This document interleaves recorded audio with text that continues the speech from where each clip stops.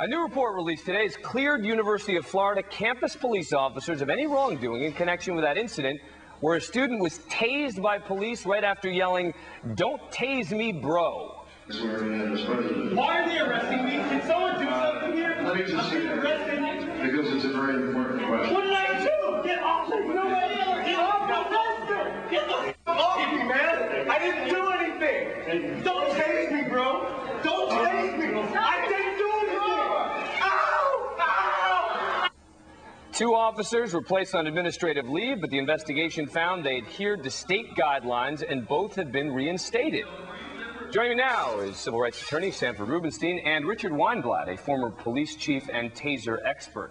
Thanks to both of you for coming on the program. Appreciate it. All right, Richard, you surprised? I mean, I think a lot of people watch that tape and they hear the language of this report that says they did everything right, did nothing beyond the state guidelines. I'm not surprised by the report results at all. I think it's fantastic, the report results. That's what we wanted to see. And by the way, I am by no means somebody that thinks that what all police officers do is correct. However, in this case, if anything, it's not that they used too much force. I could argue that they didn't use enough force fast enough. You think that they should have tased him earlier? I think they should have tased him earlier and they should have grounded him earlier.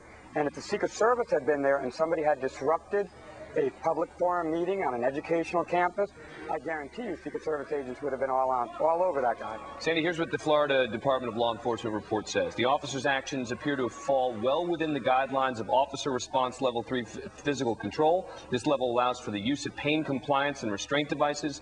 The taser was designed to disrupt the nervous system and cause a temporary loss of muscle control.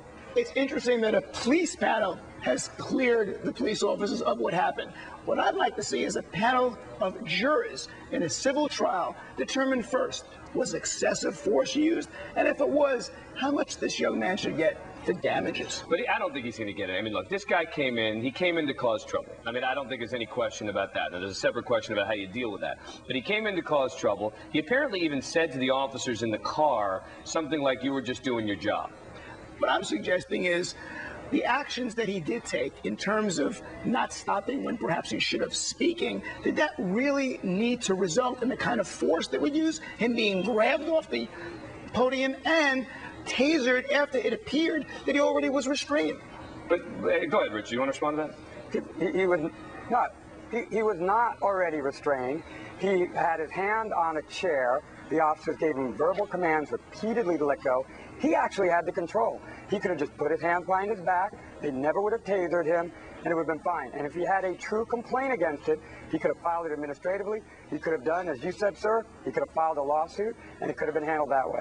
The way to handle it in a democratic, civilized society is not to fight with the police. It's to do it in the right way. Because the old version is to do it with breaking bones and bashing heads with nightsticks like we used to do.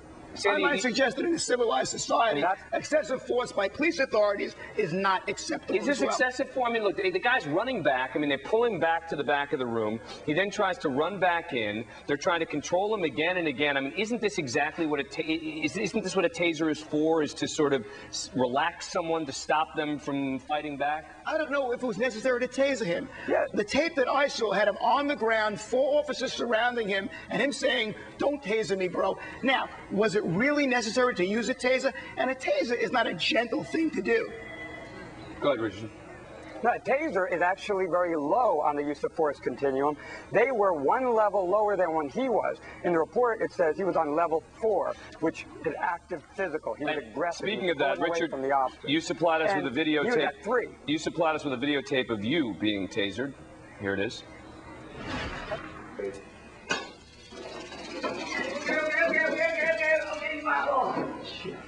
Whoa! You guys about 4 seconds worth. Oh, goodness.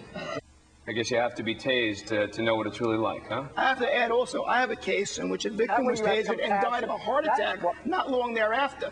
There could be dangerous effects of tasers. All right. Sanford, thanks for coming in. You know what happened? Richard, I got to wrap it up. But thank you very much. We appreciate it. And look, the law enforcement panel cleared them. I don't think we're going to see any lawsuits here.